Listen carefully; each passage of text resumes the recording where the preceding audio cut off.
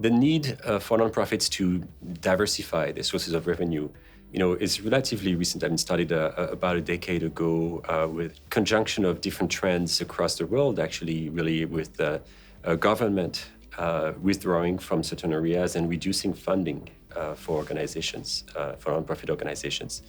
The idea of initiating a revenue generation component in their activities primarily was, motivated by this need to diversify their sources of revenue and ultimately have more financial stability.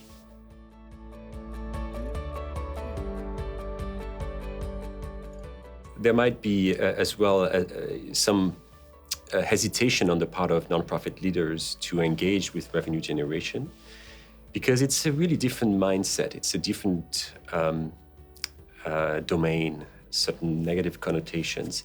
And there's also the very real worry that there's going to be some mission drift. The dilemma here is, as a nonprofit leader, how do we actually diversify our sources of revenue? How do we gain more financial stability and sustainability while not endangering and while really protecting our social mission? That's the dilemma.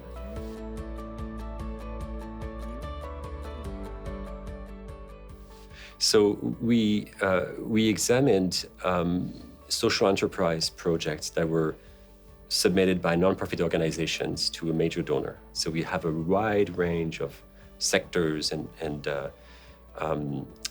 projects and organizations. And what we saw was that in the initial years, when the concept, the idea of social enterprise was just emerging, nonprofits really had initially thought of revenue generation as something separate. Like, think about your a museum opening a coffee shop, some sort of revenue generation that's somewhat disconnected from the regular activities of the organization. But as the concept and the idea of social enterprise kind of took hold, then what we saw was that nonprofit leaders were becoming really much more creative and inventive and came up with ideas to integrate the revenue generation with their existing day-to-day activities.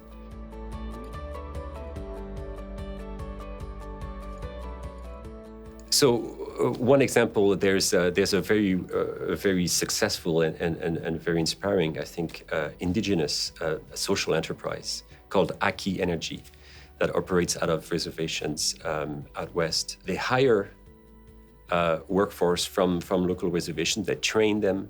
They also address, very clear needs for energy efficient, especially green energy needs in the communities, in the reservations.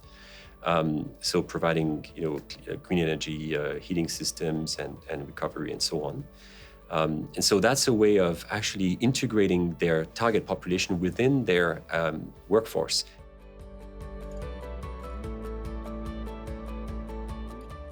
We need to rethink how we manage organizations. We need to think about managerial innovation. How do we invent new forms of organizations to address those long-standing problems that require new ways of thinking?